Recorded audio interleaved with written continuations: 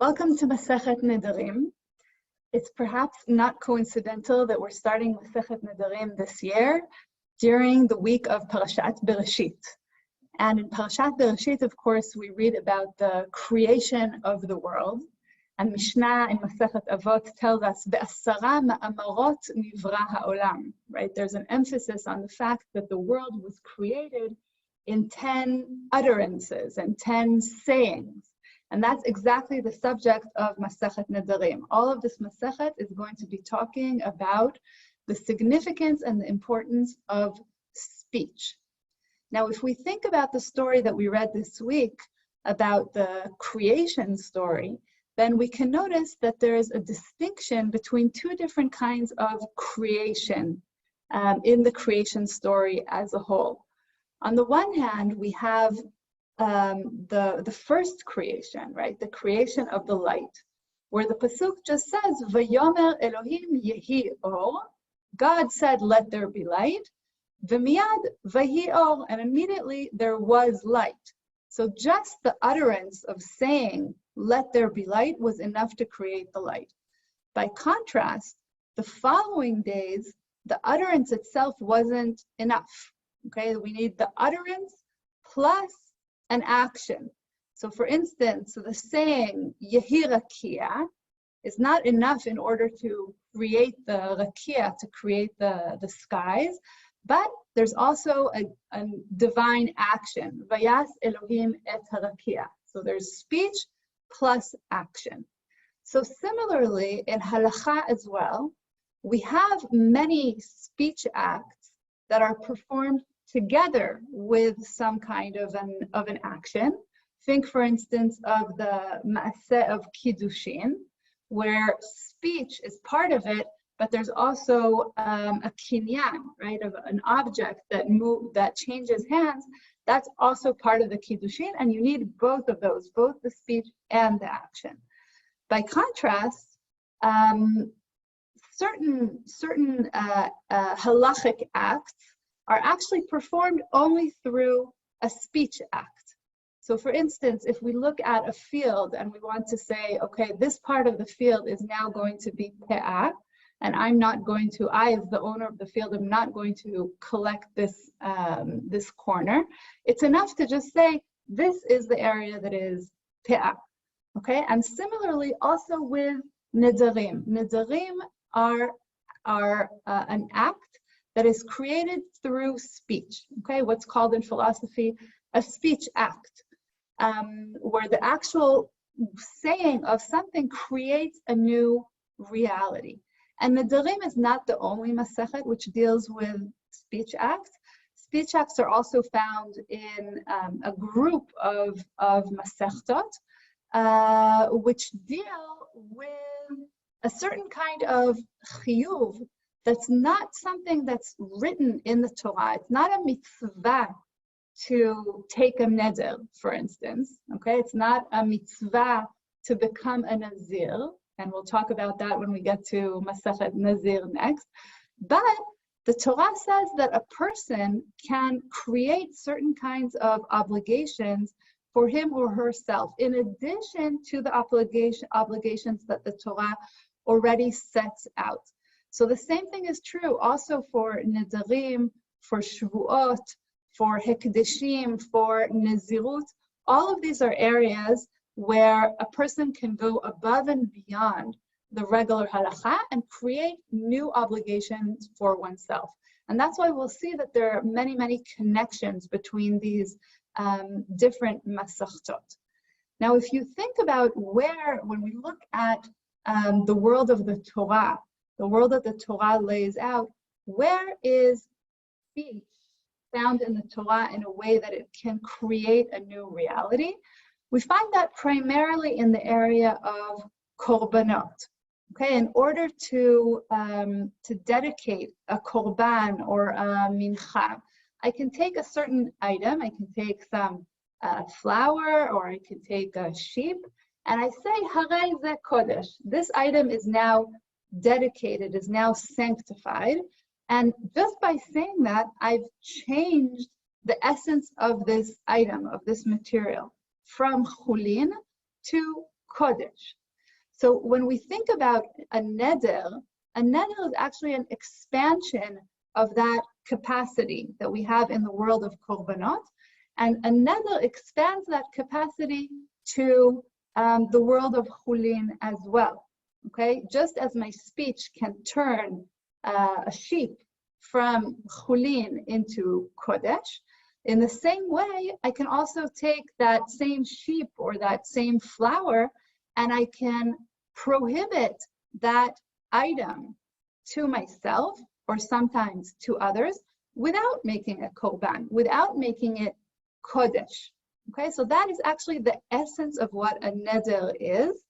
And the neder is making something prohibited to a certain person or to many people.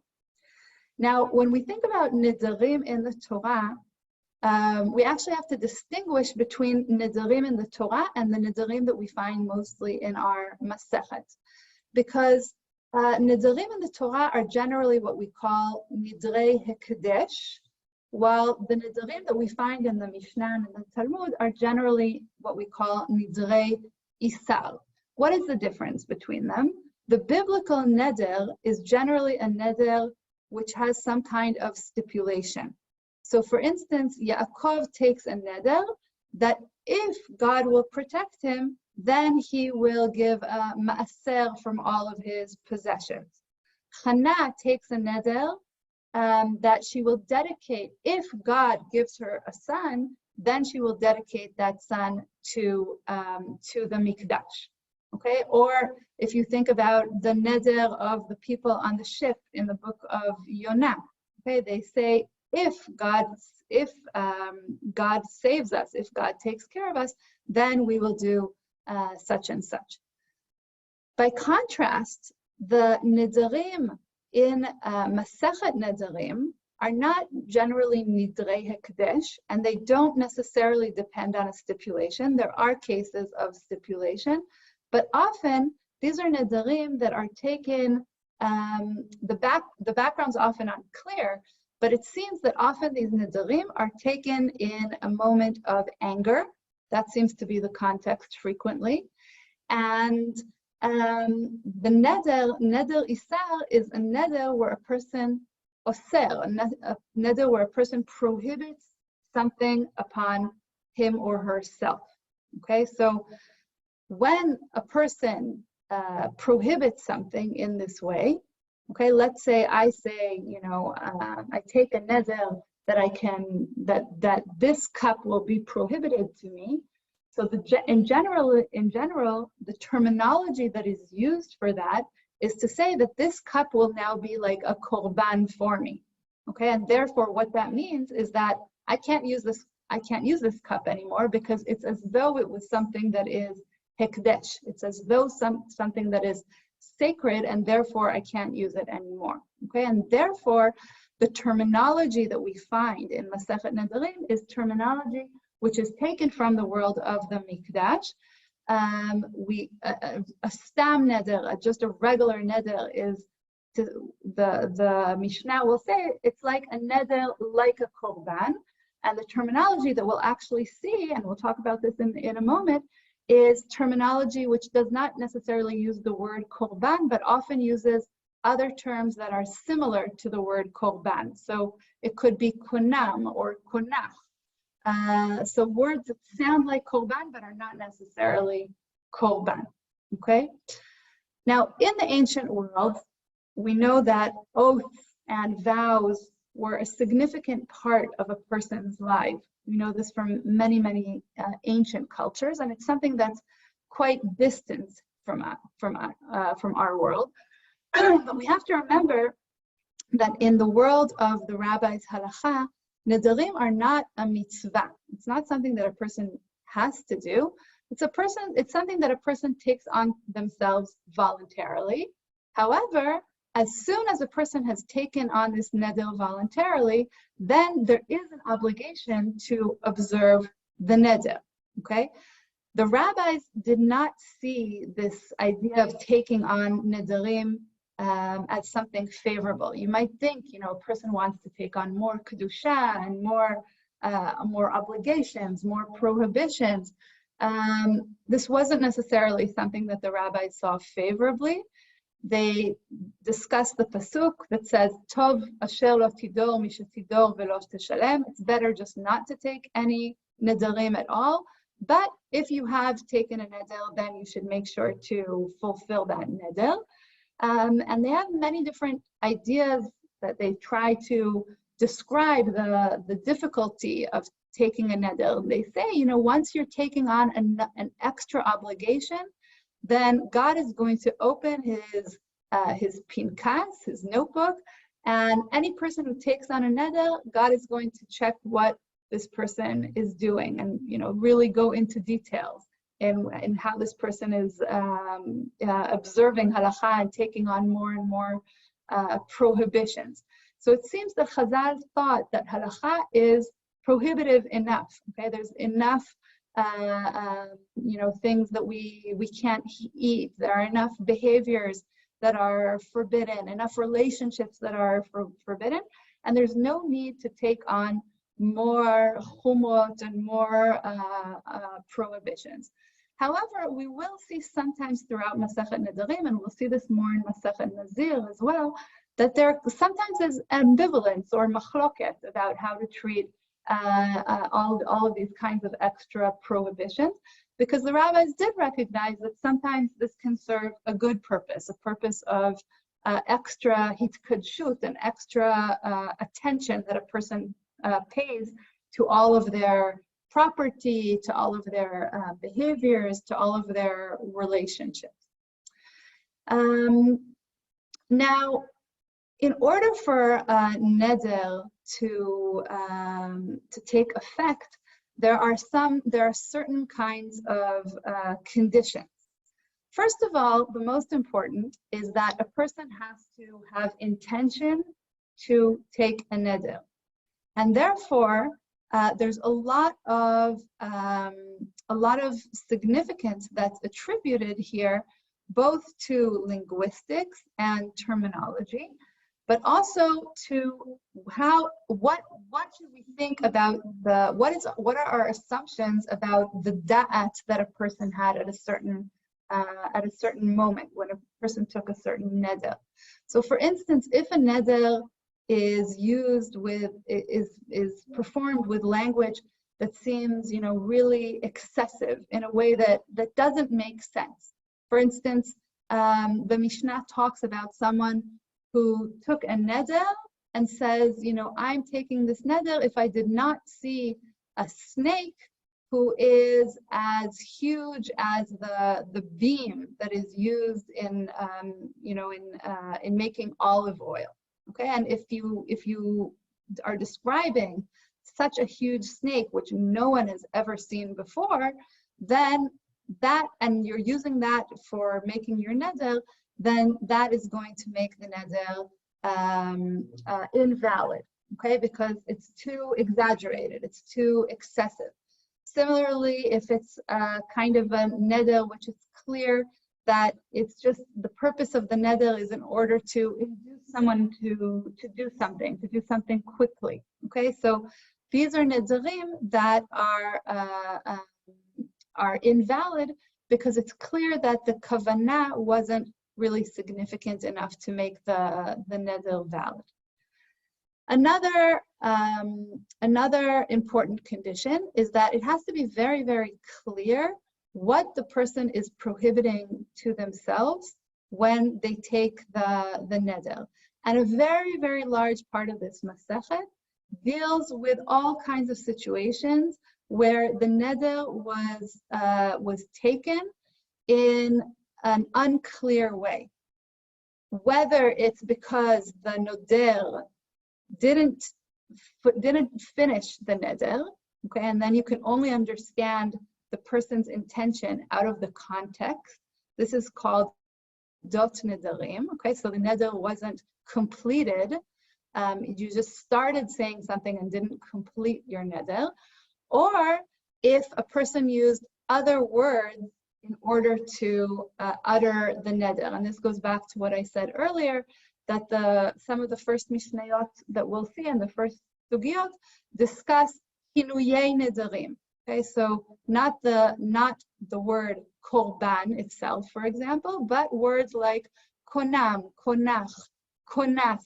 Okay, these kinuyim were used very, very commonly, and so the Mishnah discusses how should they be considered just like a regular neder, or are there distinctions? So we can see that there's a lot of attention that's paid to the actual words that are used and making very, very clear what am I addressing when I'm taking the neder. Now, similarly, another condition is that the neder has to apply to something that's not only clear, but something that is physical. Okay, so many different problems will be addressed in the Masechet when the person who took the vow didn't make it clear enough what he was applying the prohibition to, the neder to. Okay, this is what's called matpis b'davar ha'asur, that you're applying the neder to something that is already prohibited, perhaps, or something that the neder cannot be applied to. So for instance, a neder cannot be applied to something that is not a physical object, okay?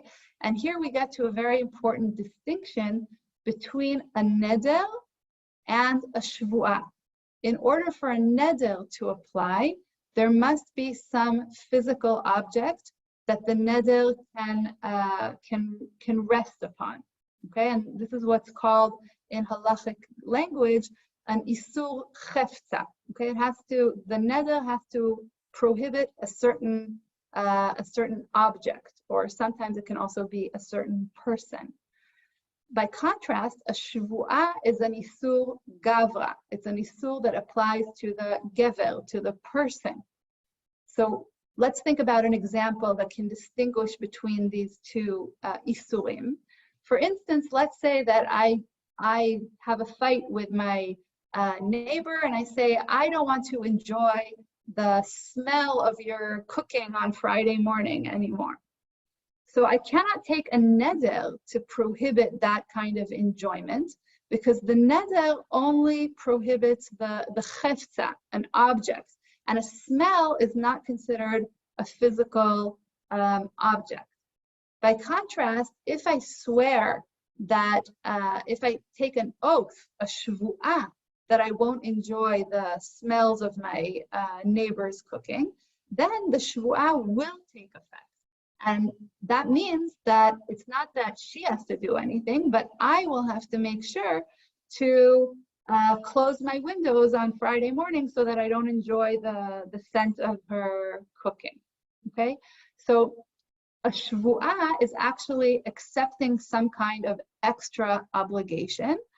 By contrast, a neder is not me accepting a personal obligation, it's actually changing something in the reality. It's saying that food is now prohibited to me, or sometimes I can also prohibit it to other people. So I'm making a difference in the item itself.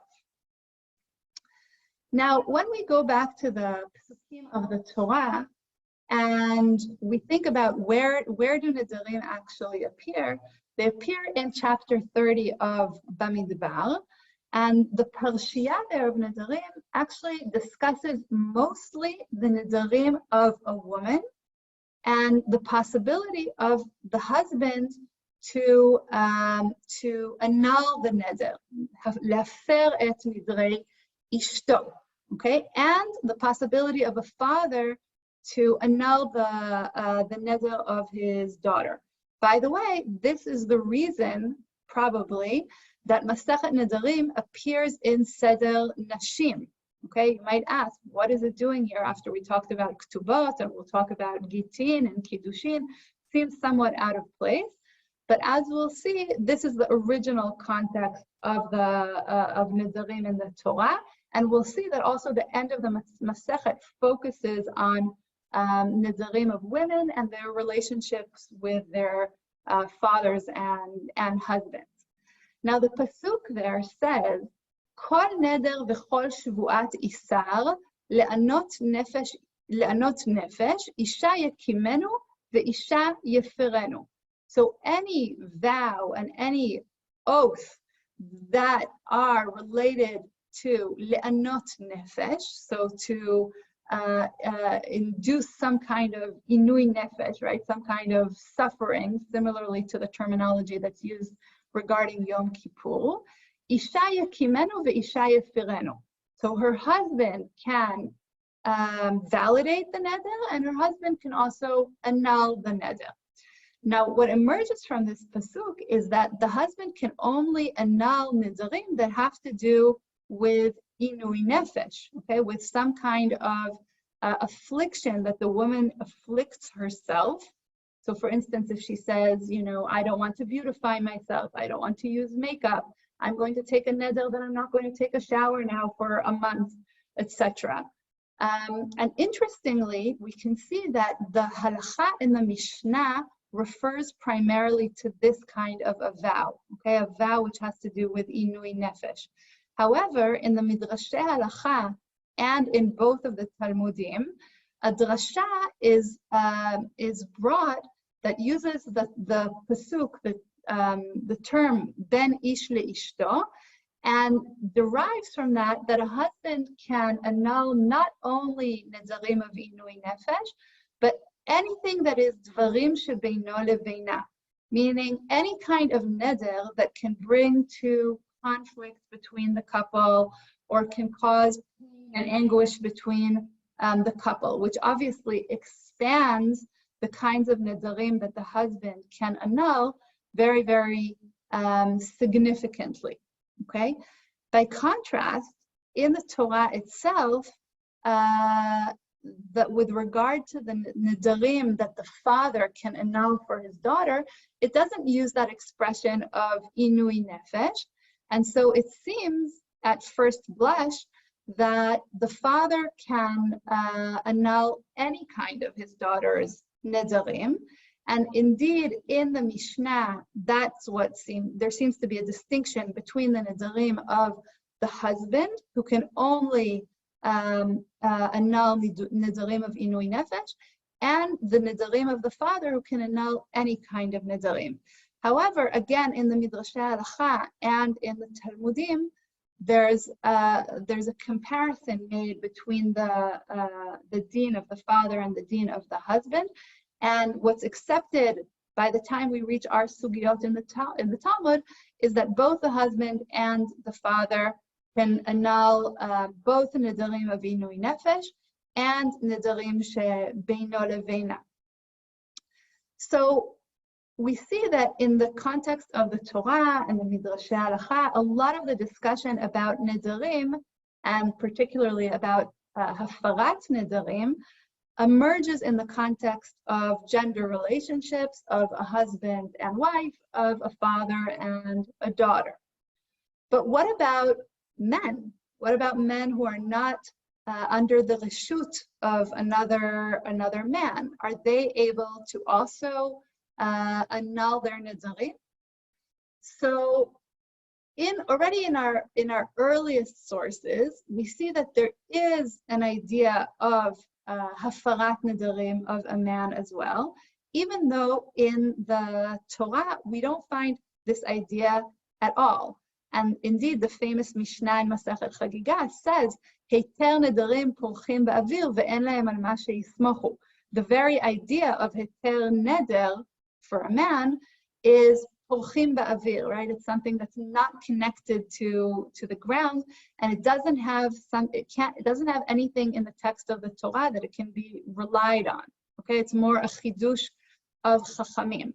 And indeed, if you think about the Tanakh, some of the nedarim and some of the shvuot also that were related in the Tanakh were accidental and were immediately regretted, but nonetheless, it doesn't seem like there was a possibility of a heter. So if you think about the Neder of Yiftach, for instance, who says that he'll sacrifice whatever will come out of his house first, which he immediately regretted when he saw his daughter come out of his house. But the Tanakh doesn't seem to think that there's an option that he could just, go to a Chacham and say, I want to annul this Neder, which is what we see in much of Masechet Nedarim. So how does it work exactly in rabbinic literature? We find the idea that the key to Hatarat HaNeder is the Chacham, okay? And the Chacham has to interrogate the person who wants to annul the Neder, and ask all kinds of questions in order to uncover that actually the Neder was made under circumstances that were in some way a mistake. And as soon as the Chacham manages to find that, then he can annul the Neder. Then he can say, if you didn't intend for the Neder to apply in such and such circumstances, then you can annul the Neder, and it actually never applied. So those are the most important and main ideas of the Masechet. And when we think about the structure of the Masechet, then we can see that these ideas are very much reflected in the Masechet. The first two chapters discuss the language of the Nedarim very extensively. They discuss Yadot Nedarim and Kinuyei Nedarim, which we spoke about earlier. Chapter 3 talks about the importance of the kavanah, of the intention of the neder. So we have this connection between the language itself and the intention, the dibur and the da'at. Chapters 4 and 5 discuss isurei hana'ah, so things that a person prohibits upon themselves through a neder to enjoy something, and goes into all the details. For example, if a person took a vow not to derive benefit, not to derive enjoyment from his son, is he allowed to go to the grandson's wedding, right? Which presumably the father is making the wedding for the grandson. Is the grandfather allowed to go and enjoy himself at such a wedding? Chapter 6 distinguishes between isurei hana'ah and isurei achila, and goes into the question of food very extensively, and discusses what exactly are the parameters of a prohibited food. So for example, if I took a neder not to eat a certain kind of food, am I allowed to eat the sauce that the food was cooked in, even if I don't eat the food itself? Chapter 7 discusses terminology and the importance of being very, very precise when you take a neder. So for example, if I took a neder that I won't be able to enjoy a certain house, am I allowed to derive benefit from the attic of that house? Or is the attic a part of the house? Is it separate, or is it a part of the house? Chapter 8 discusses the time at which the neder applies. For example, if a person took a vow not to enjoy wine today, so when does the day end? Does it end at dusk? Does it end at at which hour exactly does it end? So the question of time becomes a very important one. Question of where, this week, this Shabbat, this month, etc., etc. And then chapters 9, 10, and 11, which are the last third of the Masechet, go into the question of Hatarat Nedarim in depth. Chapter 9 focuses more on the Hatarat Nedarim by a Chacham, while chapters 10 and 11 really go back to the biblical text and discuss Hafarat Nedarim by a father, by a husband, or also by a fiancé.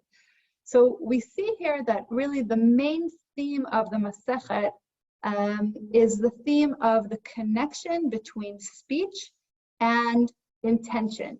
What kind of speech do you have? What kind of intention? When is just the intention enough? When you perhaps said some of the words but not all of the words? When do the words themselves take effect, even if you didn't have complete intention? And perhaps going back to what we started with, the Masechet is also reminding us that, you know, what distinguishes people from all other animals in the creation is the capacity for speech, and that we have to be very, very careful about our speech, because that is actually part of our Tselem Elohim. That's actually part of what distinguishes us and makes us capable, just like God, capable of creating something new through our speech, which is really a unique human capacity. Good luck with the Masechet, and we will meet at the next Masechet.